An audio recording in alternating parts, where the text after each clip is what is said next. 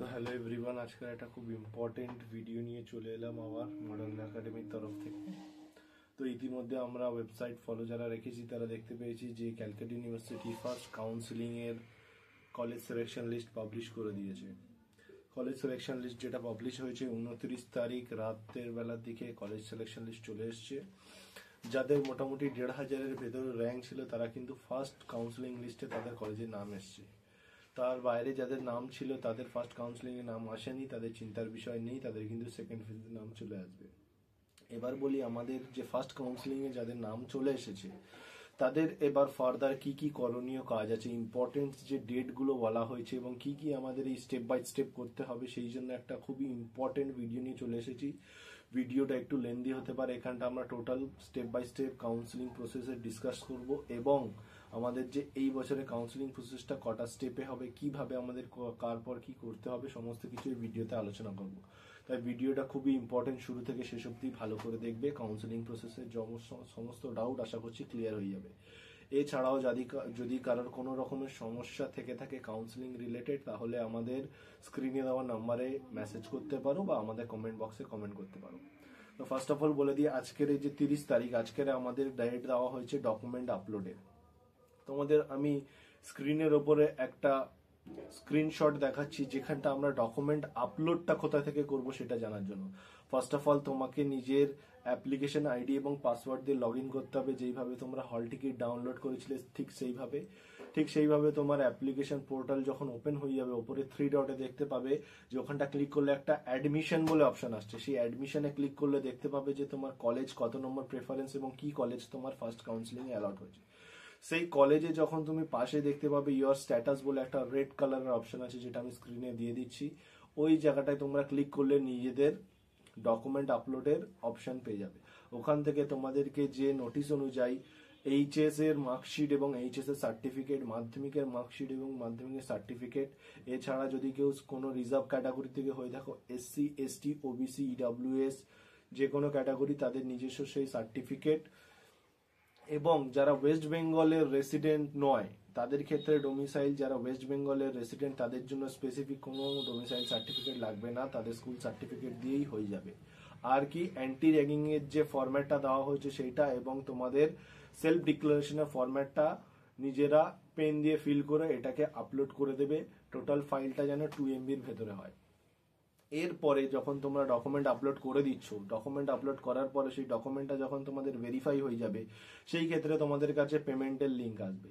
সেই ফার্স্ট পেমেন্টের লিঙ্ক আসবে হচ্ছে তোমাদের সিট বুকিং ফিস পেমেন্ট। সেটার ডেট থাকছে তোমাদের 30 তারিখ থেকে 31 তারিখ, অর্থাৎ আজকের এবং কালকের এই দুদিনের ভেতরে তোমাদেরকে কি সিট বুকিং পেমেন্ট করতে হবে। এবং বলি এবার সিট বুকিং পেমেন্টের আমরা কি বেনিফিট পাবো।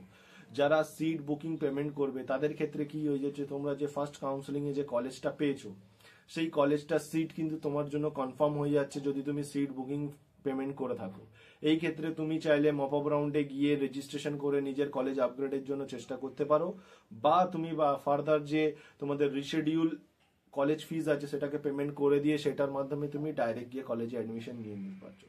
তাহলে এই fees payment, seat booking fees payment করার ফলে আমরা কি বেনিফিট পাচ্ছি, যে আমরা যদি মপ আপ রাউন্ডে যাই সেই ক্ষেত্রে যদি আমার কলেজ আপগ্রেডেশন না হয়, সেই ক্ষেত্রে কিন্তু আমি যে সিটটা ফার্স্ট কাউন্সিলিং এ পেয়েছি সেটা কিন্তু আমার জন্য অ্যালটেড থেকে যাচ্ছে।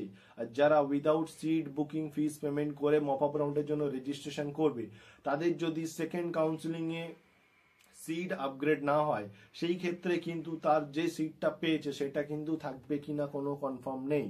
তাই জন্য যারা এই বছরে কনফার্ম অ্যাডমিশন নিতে চলেছো তাদের প্রত্যেককে বলবো প্রাইভেটের ক্ষেত্রে 10,000 টাকা এবং গভর্নমেন্টের ক্ষেত্রে 2,000 সিট বুকিং ফিস পেমেন্ট করেই মপ আপের জন্য এগোবে। সেই ক্ষেত্রে তোমাদের কিন্তু কোনো রকমের রিস্ক থেকে যাবে না।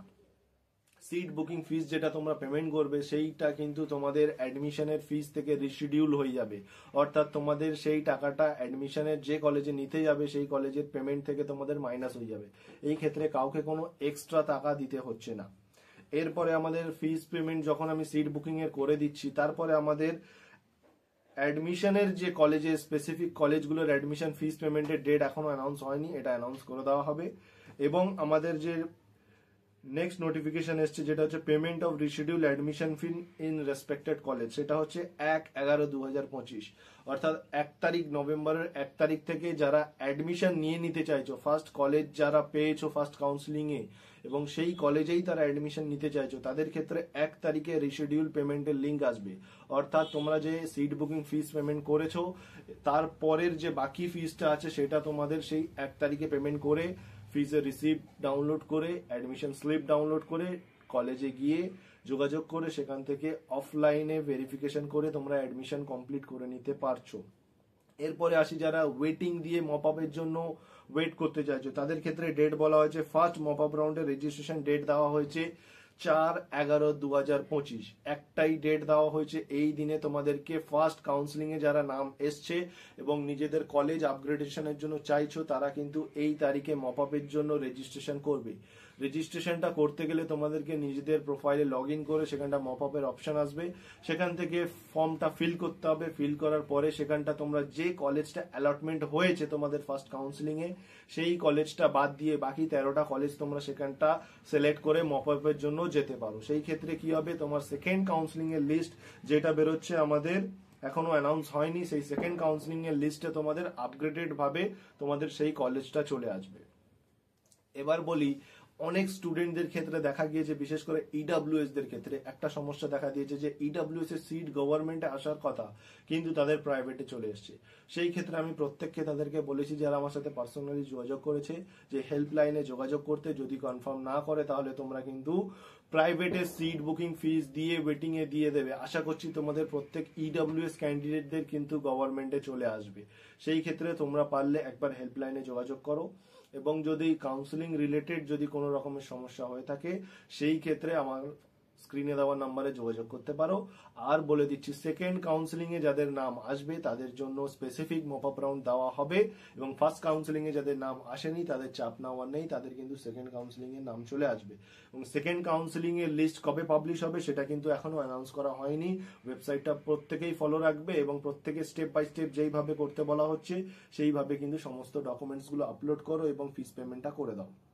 তাহলে আজকের 30 তারিখে আমাদের লাস্ট ডেট হচ্ছে ডকুমেন্ট আপলোডের, তাই জন্য যাদের ফার্স্ট কাউন্সিলিং এ নাম এসছে প্রত্যেকে তাড়াতাড়ি আজকের ভেতরে সমস্ত ডকুমেন্টকে একটা পিডিএফ করে 2 MB পিডিএফ এর ভেতরে ডকুমেন্টটা আপলোড করে দেবে এবং ভেরিফাই হয়ে গেলে তোমাদের পেমেন্ট লিংক এলে তোমরা সেখানটা সিট বুকিং ফিসটা পেমেন্ট করে দাও যারা এই বছরে কনফার্ম অ্যাডমিশন নিতে চাইছো।